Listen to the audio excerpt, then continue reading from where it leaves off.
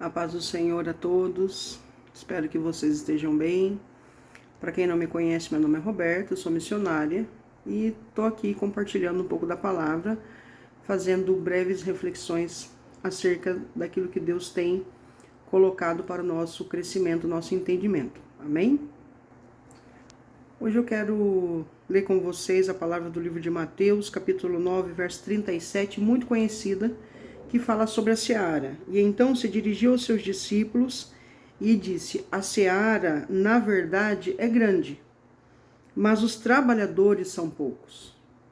Rogai, pois, ao Senhor da seara que mande trabalhadores para a sua seara. E quando você lê esse texto e observa o volume de pessoas nas igrejas, eu não sei vocês, mas eu sempre pensava, né? Hoje eu entendo. Mas eu pensava assim, como que os trabalhadores são poucos? Se há tanta gente dentro das igrejas, como pode ter poucos trabalhadores? Esse pensamento, né, lá quando eu era recém-convertida, e com o tempo nós vamos aprendendo por que os trabalhadores são poucos. E hoje, se você nunca fez essa reflexão, você vai entender por que os trabalhadores são poucos e aonde. Qual é o momento que se define quem são os trabalhadores que realmente vão para a seara? Qual é o momento que define um volume imenso para cair num grupo muito pequeno? Qual é esse momento? Quando isso acontece? Bem, muito interessante como o Espírito Santo ministra, né? Hoje de manhã, agora há pouco, eu estava na igreja e o pastor ministrando uma palavra, quando de repente o Espírito Santo disse: esse é o momento da peneira da seara. Então eu quero fazer uma breve leitura em 2 Timóteo, capítulo 4, versículo 16. E o apóstolo Paulo diz assim: na minha primeira defesa, ninguém foi a meu favor. Antes, todos me abandonaram. Que isto não lhe seja posto em conta. Ele está falando para Timóteo, né? Dizendo, olha, nem você esteve lá quando eu precisei. Mas o 17, ele diz: mas o Senhor me assistiu e me revestiu de forças, para que, por meu intermédio, a pregação fosse plenamente cumprida, e todos os gentios a ouvissem, e fui libertado da boca do leão. Então, primeiro Paulo faz um desabafo, né? Ele está desabafando e está dizendo, olha, eu me senti abandonado, ninguém esteve lá. E hoje a reflexão da palavra foi justamente sobre isso, né? Nos momentos de abandono. E que esse momento de abandono, ele é crucial, ele vai existir na vida de todos aqueles que têm um chamado, todos. Vai existir um momento que você vai se sentir abandonado por todo mundo. Não vai existir um ser humano ali, não vai existir uma pessoa que vai te dar a mão. E quando você passa por isso, parece muito injusto. Parece muito injusto até da parte de Deus. De você dizer, o Senhor me abandonou. O Senhor não está mais comigo, o Senhor não está mais me garantindo. E esse momento, na verdade, é o único momento que define se você prossegue ou se você recua. Porque quando você só tem um lugar para olhar, o céu, se você baixar os olhos, você vai ver nada. Você vai ver o ninguém. Você vai dizer, eu fiz tanto, eu sempre fui disponível, eu sempre estive perto de quem precisava de mim, mas agora que eu preciso. Será que Jesus passou por isso? Eu costumo dizer que Deus passou primeiro por tudo, né? Primeiro ele foi traído, depois nós sofremos traição. Primeiro ele foi abandonado, depois nós. Primeiro ele perdeu um filho, depois nós soubemos o que é perder filhos. Então, Jesus também passou por isso, né? Lá no Monte das Oliveiras, quando ele pediu para que os seus apóstolos orassem com ele, né? Pedro, Tiago e João, eles dormiram. Ele disse, vocês não conseguiram estar comigo nem uma hora. Naquele momento onde ele era crucial para ele estava pronto para ser entregue e ser crucificado. E ele não teve ninguém. Então Jesus também passou por isso, também passou pelo deserto para ser tentado. Todos nós temos um momento em que vamos estar sozinhos. E hoje o Espírito Santo ministrou ao meu coração esse ensinamento. Ele disse, esse é o momento da peneira. Então você tem 1 milhão de pessoas na igreja adorando, louvando, dizendo eu quero ir, eu quero servir, eu estou disponível, eu quero obedecer. Mas você vai ser levado para o deserto, você vai ser levado para um momento que você vai necessitar ter alguém e ninguém vai estar ao seu lado. Ninguém.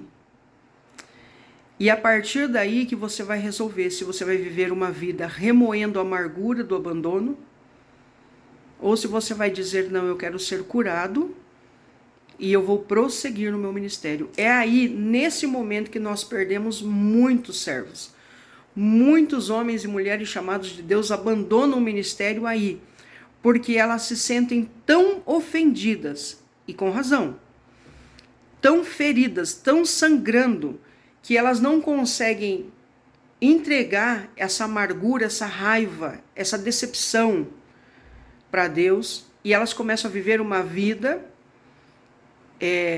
se revolvendo nisso, né? Com o seu próprio sangue, com as suas próprias feridas. Então muitos saem da igreja, muitos não querem mais, por quê? Porque os homens não são fiéis, porque os homens eles são falhos, porque os homens são traidores, porque eu tô fazendo algo sozinho. Realmente, esse é o ponto. Esse é o ponto que vai definir se você vai para a seara ou se você vai recuar, às vezes abandonar a tua fé, às vezes abandonar os sonhos, os projetos e o propósito de Deus, o que é mais grave. Então aqui, nesse texto, eu me lembro muito, quando eu era recém-convertida, que eu li, eu dizia, não é possível. Como que são poucos os trabalhadores se nós temos milhares de pessoas nas igrejas? Ainda, né, no ano da minha conversão, foi um ano que os shows gospel estavam começando e arrebanhavam multidões de pessoas. E eu pensava, como que são poucos os trabalhadores? Não tem como. E no dia a dia da igreja, no dia a dia das missões locais, no dia a dia das missões mais regionais, quando você tem um cargo, e um cargo não significa um cargo efetivo, mas um chamado, e você é enviado para fazer algo, poucas pessoas estão ali. Às vezes você vai sozinho. Literalmente sozinho. E aí você vai percebendo que Jesus nunca mente, né? Se ele disse que os trabalhadores são poucos, é porque são poucos mesmo. São poucos aí onde você mora, são poucos aqui onde eu moro. Por quê?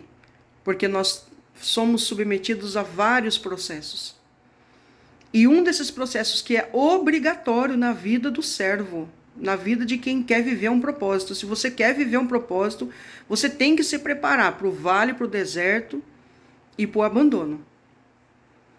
No vale, no deserto, você pode ter pessoas intercedendo por você, pode ter pessoas que caminham com você, mas é um momento de tratamento, de ser forjado no seu caráter, de ser forjado mesmo pelo fruto do Espírito na tua vida. Agora, o abandono é quando você sente a espada dos seus irmãos cravando em você, a espada dos seus líderes. Por quê? Porque não que eles fazem isso propositalmente, mas você faz, eu faço. Eu vou dizer, não há ninguém aqui por mim. Cadê? Agora eu preciso de alguém. Paulo precisava de alguém. Mas olha, a resposta está, mas o Senhor me assistiu e me revestiu de forças. Esse é um momento fatal na vida de quem tem propósito. É realmente entender o seguinte, no momento do abandono, que vai acontecer, você tem que saber a quem e por que você está servindo. Se você consegue, nesse momento, olhar para o Senhor, olhar para Deus e reconhecer que a tua força vem dele, você entendeu o processo. E você vai estar pronto para prosseguir. Mas se você começar a reivindicar de Deus a justiça pela tua vida, porque não é certo, porque eles me abandonaram, porque agora eu estou aqui sozinho, eu vim fazer o que o Senhor mandou, mas agora não tem ninguém comigo.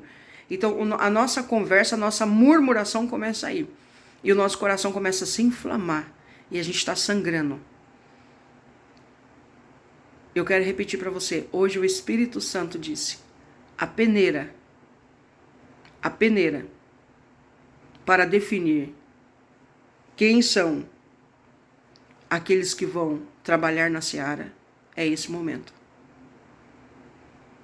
Então eu quero, a partir de agora, dizer a você que parou o seu ministério, que estancou, que disse não vou, porque não tem ninguém comigo, porque ninguém faz, porque eu tô sozinho, porque eu fui abandonado. Isso faz parte do teu processo, do meu processo de amadurecimento.